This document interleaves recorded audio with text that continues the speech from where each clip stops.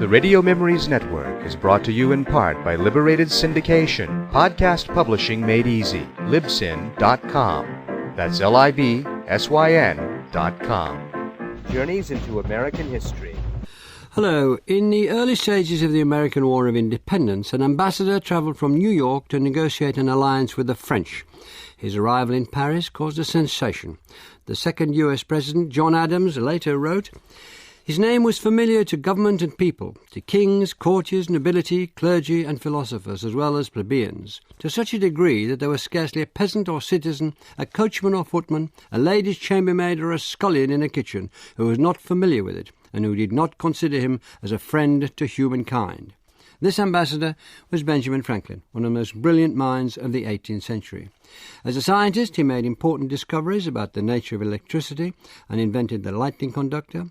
He was the 15th of 17 children, apprenticed at the age of 12 to a printer. He became a successful businessman and a writer, but perhaps above all is celebrated as one of America's founding fathers, a signatory to its Constitution. With me to discuss the remarkable life of Benjamin Franklin are Simon Middleton, Senior Lecturer in American History at the University of Sheffield, Simon Newman, Sir Dennis Brogan Professor of American History at the University of Glasgow, and Patricia Farrer, Senior Tutor of Clare College, University of Cambridge. Simon Middleton, Franklin was born in Boston in 1706. Can you give us some idea of Boston at the time?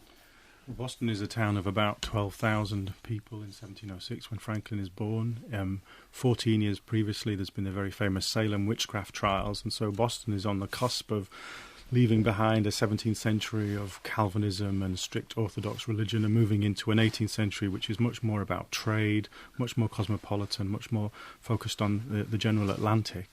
It's also recovering from the disruptions of the Glorious Revolution and the end of the Stuart dynasty, and it's on the kind of in the foothills of the beginning of a long period of prosperity, and for the middling classes at least, a time of relative comfort through the rest of the 18th century, going up to the American Revolution. You say 12,000 people in the city then in 1706. How does that rate with other American cities at the time? I think it's the largest. It's about to be overtaken by Philadelphia, which is one of the reasons that Franklin goes there. But let's stick with Boston. Yeah. It has been the predominant town through the 17th century since it's settled by the Puritans in the 1630s, and it's challenged by New York, and more particularly challenged by Philadelphia, particularly in the early 18th century. You talked about the Salem witch trials just a few years before, and Boston, as I understand it, a Calvinist city. City? Was it a cathedral? A town, I think. Town, yeah. Okay.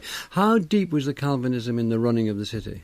Well, the town. It had been very deep, and one of the important things that's going on as Franklin is born is there is a shift, and I think the Salem witchcraft trials is a good indication of that. There is a shift in the power base, I guess, within places like Boston, away from the clerics and towards the merchants and the people who were of the new wealth.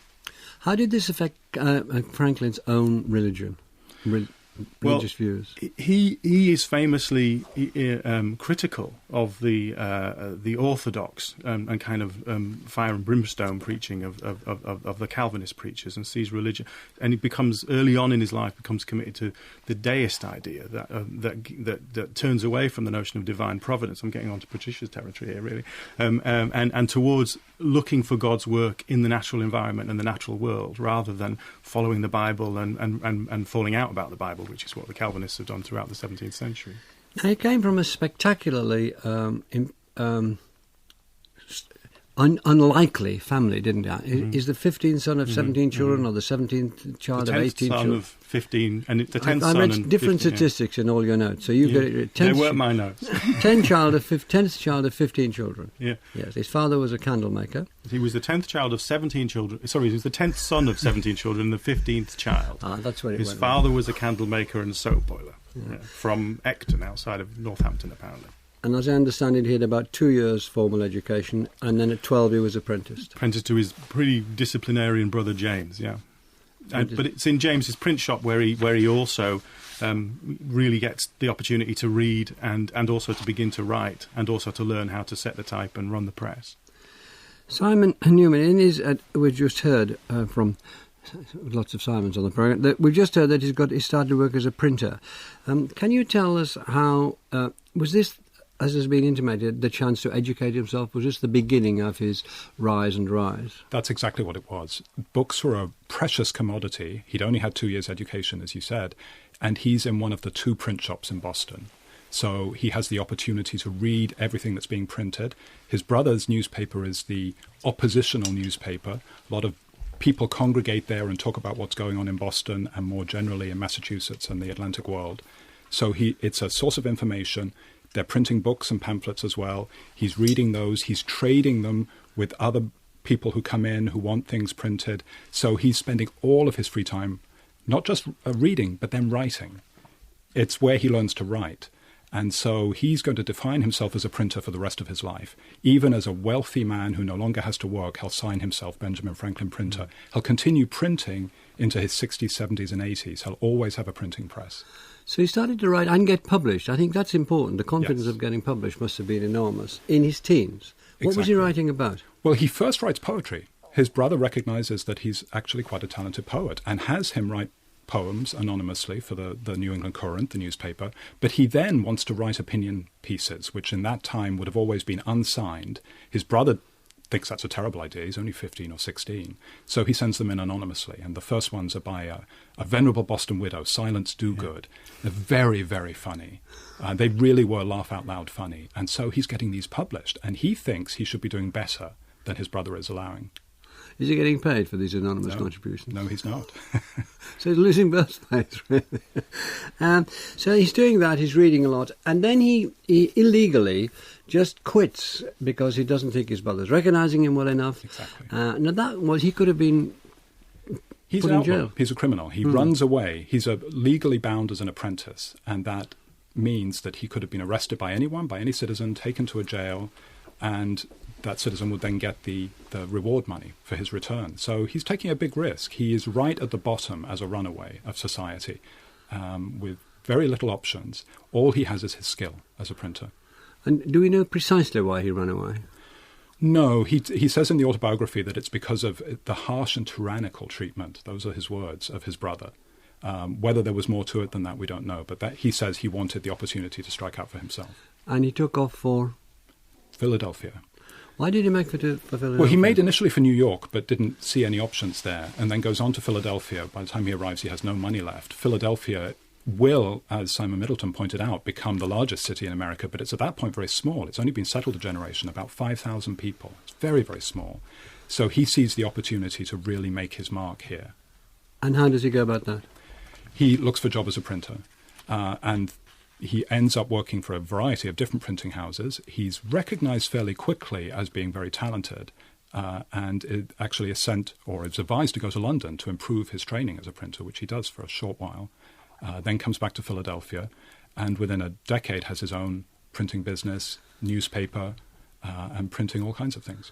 So we're talking about it. We can use the word meteoric without exaggerating here. In his mid-late 20s, he's owning newspapers, writing for newspapers. He's writing for almanacs, which are the best-selling, next to the Bible, the best-selling books in America at the time. His Poor Richard's Almanac. He's way on, and he's buying property in the town. Yes. He's well on the way to wealthy, well-known, successful mover and shaker. Exactly.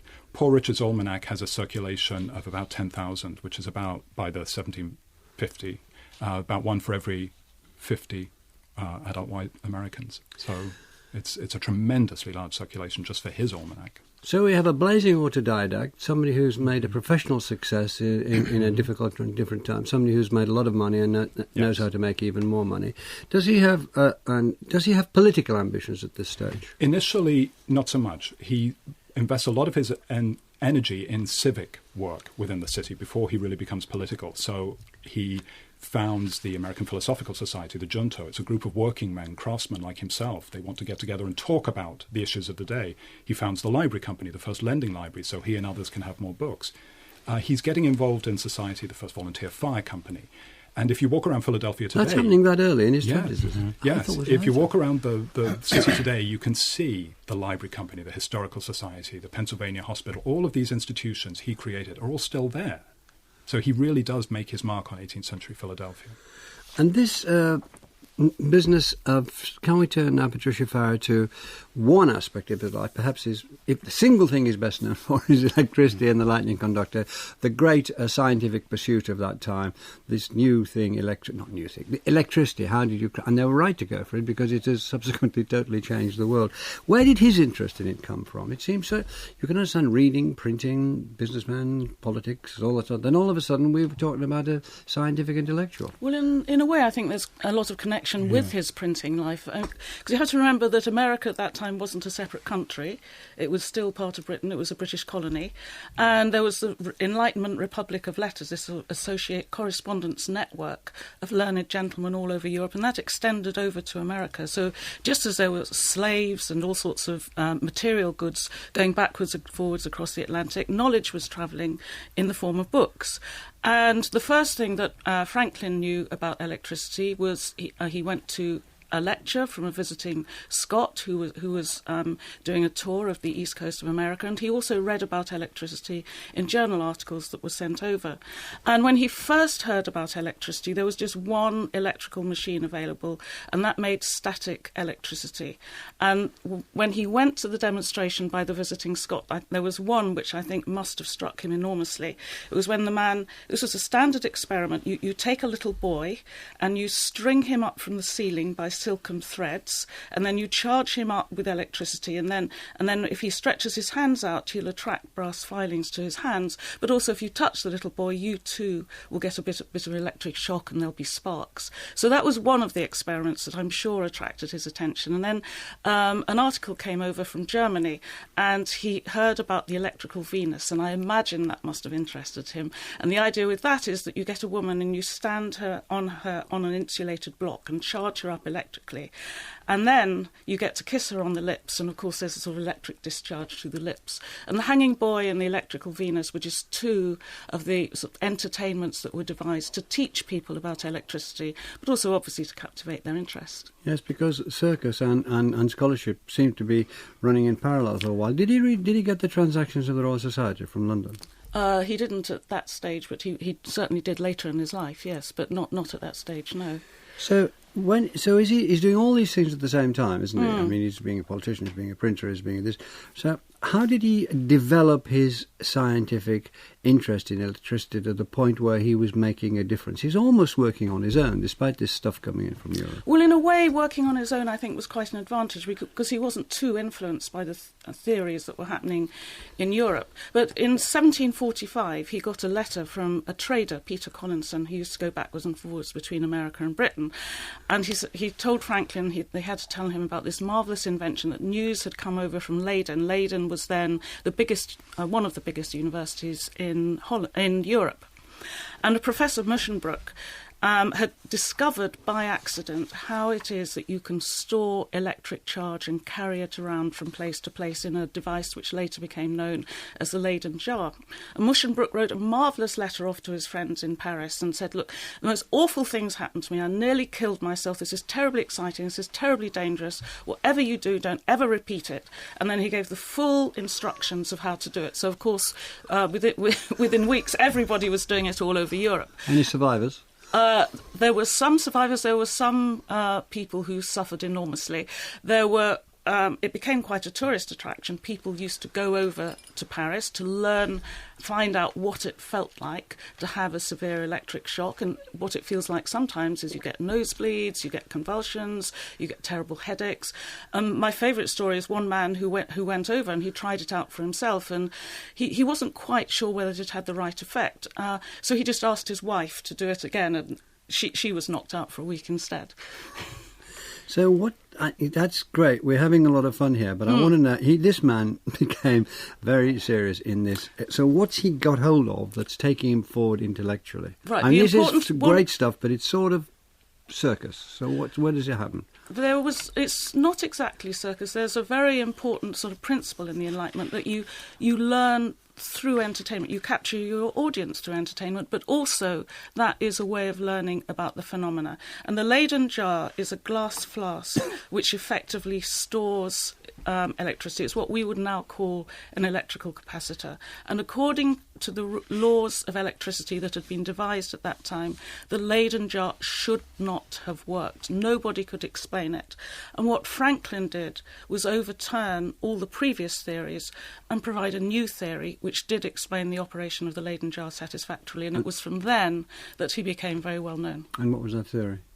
The previous theory had been that there's two separate fluids called resinous and vitreous, or plus and minus, and that was what the French believed. And Franklin said, no, there aren't two fluids, there's only one. And he used the example of a bank account. You're either in credit or you're overdrawn, but it's the same thing, it's money. You've either got a plus of money or you've got a minus of money. And so in a way he was bringing his business experience into the world of science. And he was saying it's the same with electricity. You store up the electrical charge inside, there's a deficit outside, and when you touch the inside and the outside simultaneously, then equilibrium is restored, the electrical charge rushes through your body, and that's why it has such a dramatic effect on you. Simon Middleton, and this, I'd like to keep as many balls as I can in the air in this extraordinary man. At the same time, he became heavily involved in politics. Everything seems to have happened at the same time as Benjamin Franklin, where he raised a militia. He got an army together in Philadelphia because he was annoyed that the Quakers then ran Philadelphia, believed in pacifism, and they wouldn't support the British in their war with the French and the native Indians. Can you tell us how he went about that and how he was successful? I can. I think we have to be careful not to get swept along a little bit too much by Franklin's the aura that's put around Franklin, and he doesn't do all of this stuff at the same time. He very positively leaves behind his printing career and gives the business to a colleague, and then engages in his scientific career. And the same with politics. He's around politics from early on because as a newsman and a publisher and a writer, he's a friend to a politician, and he's sponsored by politicians. But he only really formally enters politics in a very open way in 1747, and it is about the defence of Pennsylvania, which is becoming increasingly a colonial prize, and the French are moving down in the west with their Indian allies and threatening western Pennsylvania and western Virginia, and Franklin, whose ambition throughout his life is to see a greater America as part of a greater British Empire, gets up a campaign, a lottery, uses his newspaper, uses all of the talents that he has as a publisher to popularise and ultimately also organise and fund this Pennsylvania militia, which is very popular with the Western farmers and very popular with ordinary middling artisans in Philadelphia, very unpopular with the proprietary interest in Pennsylvania and the Quaker pacifists, although he has allies in the Assembly. And what's really going on with his political career is he enters the political scene against the proprietary interest in Pennsylvania and on behalf of the Assembly. And ultimately that's what takes him to London in 1757 to try and wrestle control of Pennsylvania away from the proprietary interest. And this is all wrapped up, as you say, with this problem of defence, which after 1754 and the beginnings of what the colonists will know as the French and Indian War and what the English will know as the 7 Years' War, the Great War against France for the North American Empire, he's very much involved in that. Can we just flick back to you for a moment, Patricia? When he got to London, he was swept up by the intellectual excitement in London. He was taken up in London, that lovely little house behind Charing Cross Station, which is now a museum, Benjamin Franklin Museum. I lived there and got on with a great deal there. I was much feted and lauded. The most famous scientific experiment, this kite. Can you tell us how that sort of landed him in the forefront of the London Enlightenment scene?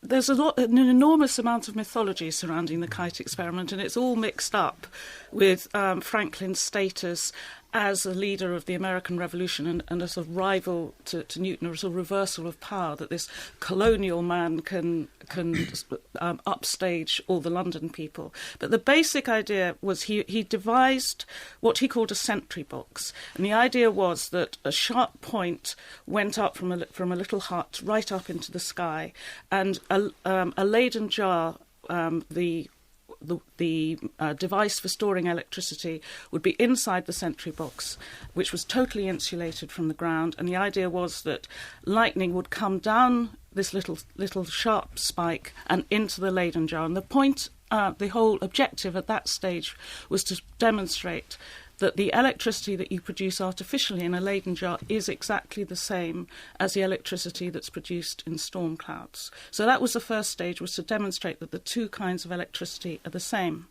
Now, this experiment was first carried out in France, and it was outside Paris, and it was very successful, and they managed to prove the identity of the electricity in the clouds and the electricity in a Leyden jar. And then a few months later, over in America, Franklin did his own famous experiment when he flew a kite up into the sky and drew the electricity down the wet string of the kite, and again demonstrated that it did exactly the same as the electricity that you make in a Leyden jar. Can we? No, I know I've rushed you on a bit, but I just want us all to know the comprehensiveness of this man's life, because it is remarkable. I've already missed quite a few things out, but let's keep going. Let's pause a little for a moment as he paused. He came for London, sort of fell in love with London, really, and now with him. And this man he was powerfully wealthy. He sold half his newspaper business. He got lots of property. He could live on his income. He'd done quite a lot of politics and so on and so forth. So he came here and he stayed for quite a while. Simon Newman, what really held him in London? Quite a while, many years. Yes, he comes in 1757. He goes back briefly, but he's basically there for 18 years until 1775. The outbreak of the War for Independence. He stays in London because he goes from a city in Philadelphia of, by that point, it's still only about 12,000, to a city of 750,000 people. And he comes to London and England at such an exciting time. He's already well known because of some of the things we've been talking about. He's had honorary degrees in America. He'll soon get honorary degrees from Cambridge, Oxford, St. Andrews. So he's well known. And that means he is welcomed by all of the great minds. And London is such an exciting place to be. And he'll go up to Scotland and meet the great intellectuals of the Scottish Enlightenment too. He meets Josiah Wedgwood. All of the people you would want to know in 18th century England welcome him. It's so exciting for him. And he changes his life. Instead of being in Philadelphia, he would have looked like a lower gentleman. He would have dressed like that. People dressed plainly in Philadelphia at that time. He comes to England and becomes a gentleman. And the David Martin portrait of him shows him looking like an English aristocrat. He embraces this lifestyle. I think it's important he loves London because he's also in love with the British Empire. He's a big fan of the Empire. I mean, it's no problem that the first thing it's no surprise that the first thing he does when he gets to London is go and visit the ancestral family home out in Northampton that he's never seen, and he loves to travel around the English counties and to see England, which has always existed for him only in letters and journals and so forth. And he is a big fan of the Empire, which makes his journey through the American Revolution, which we're going to talk about in a minute, so powerful and profound, because he even considers moving to live in England in 1716 and breaking and moving from America completely. But sorry, please. But although he is a huge fan of the British Empire, but he's an American Briton. He publishes a pamphlet in the 1750s, Observations Concerning the Expansion of Mankind, Natural Increase of Mankind, in which he points out that the American population is going to double every 20 years, and within 100 years there'll be more Britons in America than there will be in Britain. Now, he doesn't see that as a problem. He says, what a great amassing of power for the British Empire this will be. But it means he sees himself as an American Briton. Yeah. He thinks the British Empire is the best state around, but he has an American perspective on it. Yeah. Just to put a full stop to this, Simon Middleton, he thinks it's not only the best empire, he thinks it's the best way of governance, doesn't he? He's very taken with it indeed. I think most colonists are. They celebrate their English liberty, they look at the French, they look at the Spanish, they look at elsewhere, and they celebrate their Protestantism as well, first and foremost, also their English liberty, and also the English Empire is booming and is a big success, mostly on the back of the plantation products coming out of the Caribbean, produced by slaves in the 18th century. I mean, the country houses that parents take their children round on the weekend today, many of those are built in the 18th century, and the TV shows about the 18th century, which are very common today, celebrate this time of plenty. And the colonists are thrilled to be a part of that and thrilled to think of themselves as English. Patricia Farrar, coming back to the Royal Society, he was much, I've said it often enough, but he had a dispute there which was quite famous at the time.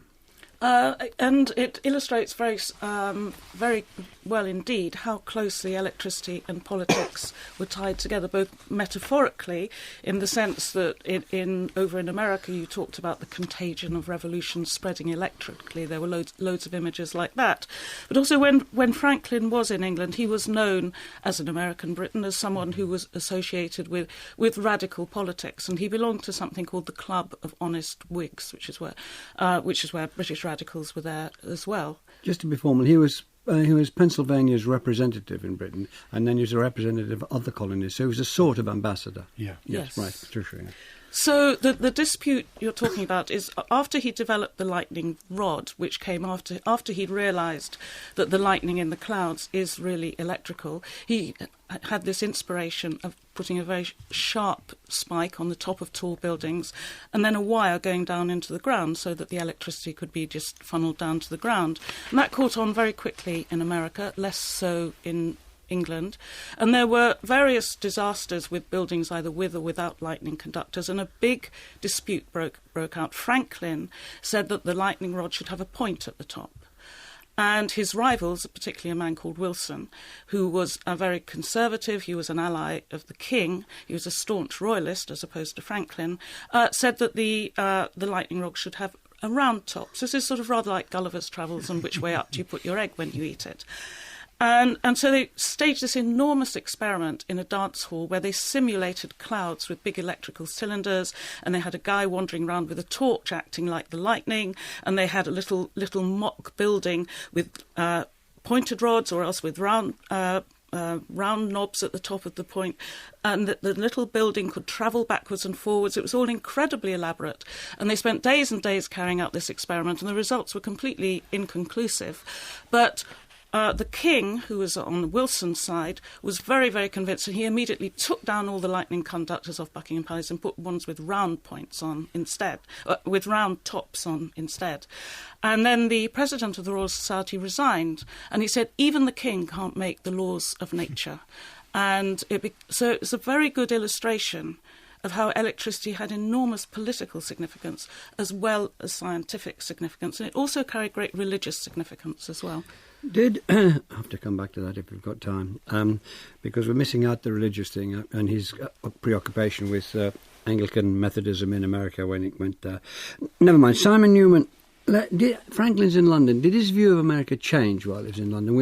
We've been told very eloquently how powerfully in favour he was of the British Empire. What about America? I think what really happens for Franklin, having moved from Boston to Philadelphia and then spending 18 years in London, is he has an understanding of America as a whole. If we talk about someone like Thomas Jefferson, when he says my country, the second president, he means Virginia. John Adams thinks of himself as a Massachusetts man. Franklin thinks of himself as an American. He sees America as a whole and as part of this British Empire. So I think he's beginning to see America as a united entity long before most Americans, long before most of the colonists do. In that sense, his idea of America changes very much. But he's happy with the British Empire for most of the time. It's only after the end of the 7 Years' War that begins to change, and that will then affect his longing for America, his defence of America.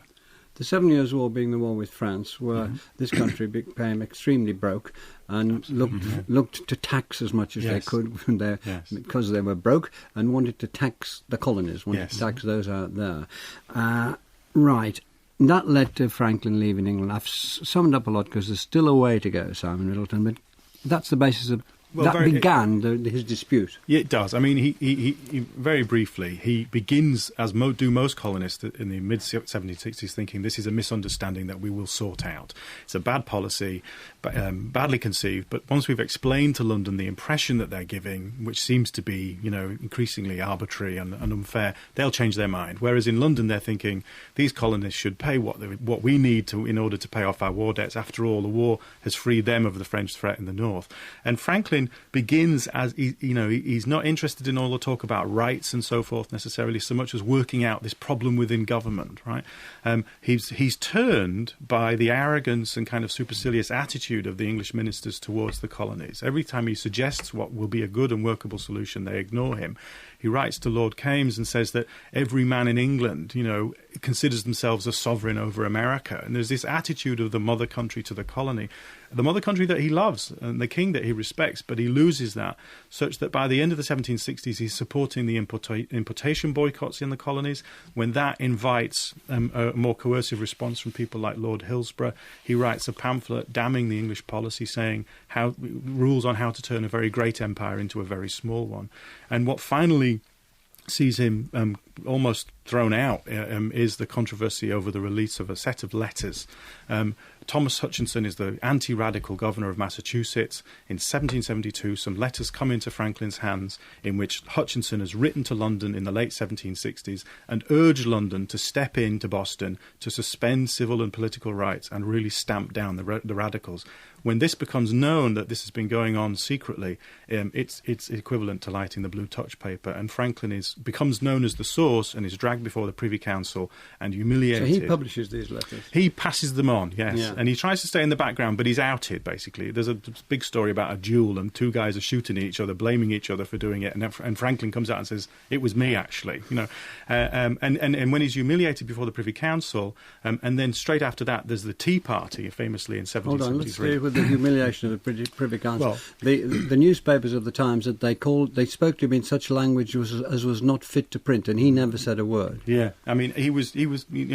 I think that was the incident in the cockpit, as it's called, when he's questioned repeatedly in front of people and insulted and blamed for all kinds, and called a kind of, for stirring up the trouble, which he's been working very hard to try and dampen down and disagree with. He disagrees with the Tea Party. He even offers to pay back the tea bill himself, if it will right things with the authorities. But with our fine tradition of diplomacy, we try to arrest him but let him go just, and he goes back to America. And then he's instrumental in organising the Continental Army.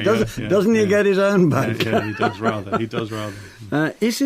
Patricia Farrar, is politics sweeping him along now? Politics at his own writing, and never seems to stop writing, or is science still an interest near the forefront of his mind? Oh, I think he retains his interest in science right through his whole life. When you look at the amazing list of inventions that he produced, and they seem to keep coming at every period. So quite late in his life, he invented bifocal glasses, and then whenever you go to a conference now and you have that little desk that swings round that you can write on, that was thanks to Franklin that he became famous much earlier in America for the Franklin stove.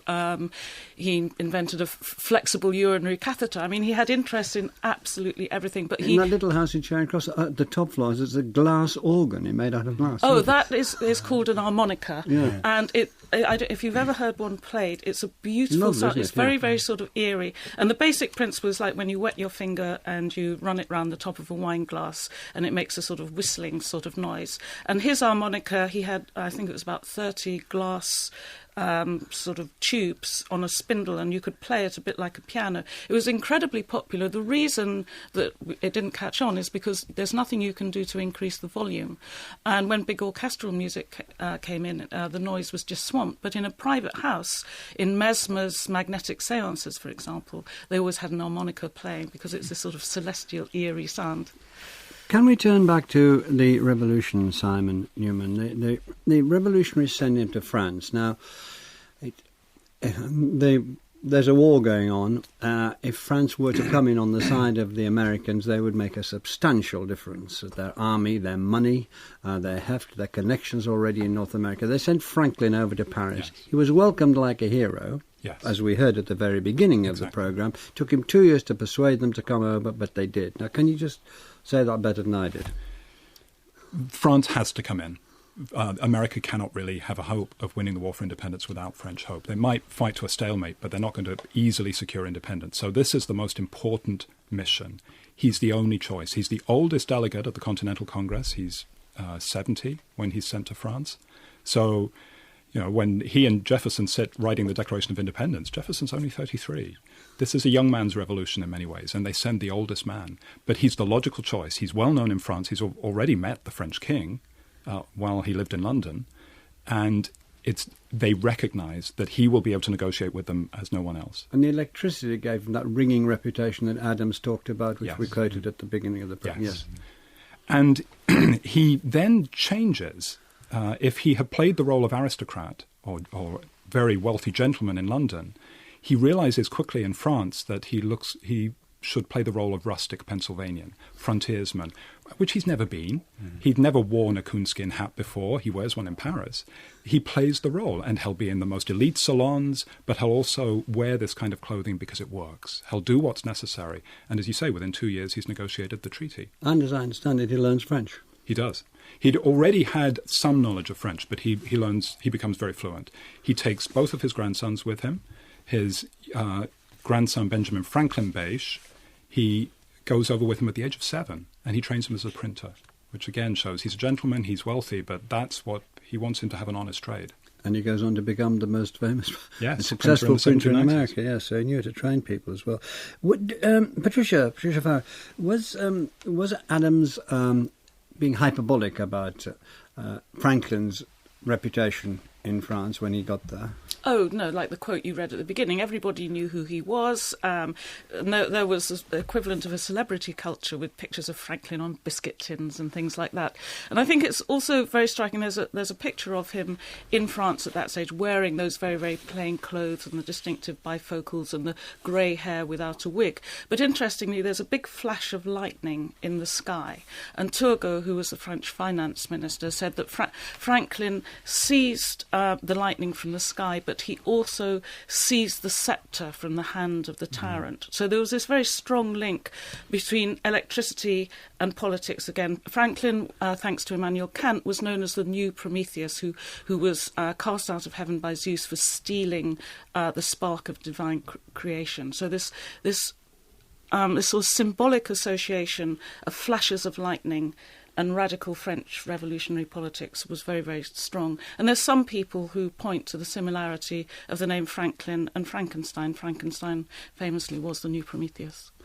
Simon Middleton, can I come back to this persuading France? In one way, you say it took him 2 years. That shows how dogged he was and how determined he was. Another way, you think, why did it take him so long? But basically, how did he persuade the French to do what he persuaded them to do? You want to go the other side, Simon? By convincing the French government that America has a chance. The French are rankled by their defeat in the 7 Years' War. They've lost Canada. They have a large debt too, and so they don't want to risk another war with Britain unless they think there's a chance of success. Franklin is very good at channeling information back from America. Look at this military victory. Look at this standoff. Look at the fact that the British Army aren't getting anywhere. And he, because of his role as a newspaperman, as a postmaster, he has access to a great deal of information, and he knows how to channel it. And he is diffusing information around the French court. How are they regarding him in London at this time? Would you take that one up? I think he's over in France. They must know what's going on. What do they think? I think he has friends and acquaintances going right back who still see him as a friend and an acquaintance. I think the American Revolution is in many respects a civil war within the family, and there are people who have got. Some people see it as a radical cause that's worthy of support, and people like Thomas Paine and others will come over from England because they see it as a great war against the aristocracy and the monarchy. So I think there is all ranges of opinion. Certainly in the ministerial circles of London, he's considered to be a colonial traitor. So he got the French on side, as it were, on the American side, and went back to America. What happened to him when he went back to America, Patricia? Do you want to talk? No, you talk about it. Well, he's involved in organising the army. He's very much a kind of behind the scenes kind of guy. Getting munitions to where they need to be, working out because as Simon says, he's getting on in age at this point now. And then and once the peace is agreed, he's an attender at the Constitutional Convention in 1787. Although John Adams rather disparagingly says that he thinks that Franklin slept through a lot of that, because he is very old by then. And as Simon said a minute ago, this is becoming very much a young man's revolution, and one gets the sense that he's almost deferring a little bit to those younger men by that stage of his life. But he does play a role. In 1776, he is instrumental in the Pennsylvania State Constitution, which is the most radical, essentially gives all white men the vote, the first state to do that.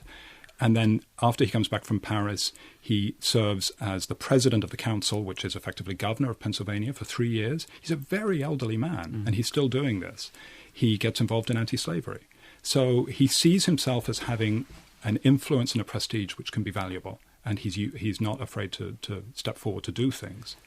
Can you give us any view, Patricia, of his status in America as an intellectual after this this expedition to London first and then to France? His status as an intellectual was extremely high because he was a colonial who'd succeeded in ways that the homeland hadn't. But I think in America his reputation focused more on his inventions and the fact that he never asked to be paid for them. And I think his reputation in Britain was more to do with his natural philosophy, his scientific theories. And I think the attitude to invention in Britain and in America during the 18th and 19th centuries were very, very different. In America, they feted Edison, who famously said that genius is 1% inspiration, 99% perspiration. In Britain, that was an approach that people loathed. Invention and engineering were associated with the lower classes and with that sordid activity of earning money. What people valued in Britain was the great man of ideas who was inspired to have a great theory. So I think that his reputation in America and England were very different.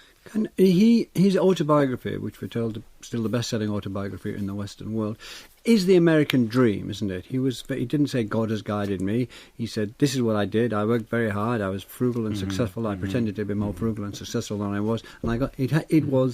It was the first articulated example of the American dream. Exactly. Is that right? Yeah, exactly. That in America, one with hard work and application can make it and improve oneself and rise in society. Yeah. And it's required reading in American schools for most of the 19th century and most of the 20th century. And Mark Twain said it spoiled the lives of a lot of American schoolboys because they thought they'd have But then to Davy Crockett has a copy in his pocket when he's killed at the Alamo. So pick your apocryphal story. For British youth, it's more about utopianism. So Shelley, for example, dreamed of Franklin because he was the man who drew the lightning from the sky, and he was going to introduce central heating to keep poor people warm right through the winter. So he was very much associated with a utopian vision for British youth, which is rather different from the American vision, I think. And in a few sentences, what sort of man do you think he was, Simon? I think he was likeable. I think he was entertaining. I think he was incredibly smart. But I also think he was very clever and very canny. He plays politics very well, and he retains sponsors very well. And actually, he was it was quite extraordinary, wasn't it? We got through about a third of it, really. Yeah. Well, thank you all very much, Patricia Farrar, Simon Middleton and Simon Newman. Next week, we'll be going about the same time, really. 1798, the publication of the Lyrical Ballads, Wordsworth and Coleridge. Thanks for listening. If you've enjoyed this BBC podcast, why not try others, such as The Forum, the discussion programme about global ideas. To find out more, visit bbcworldservice.com/forum.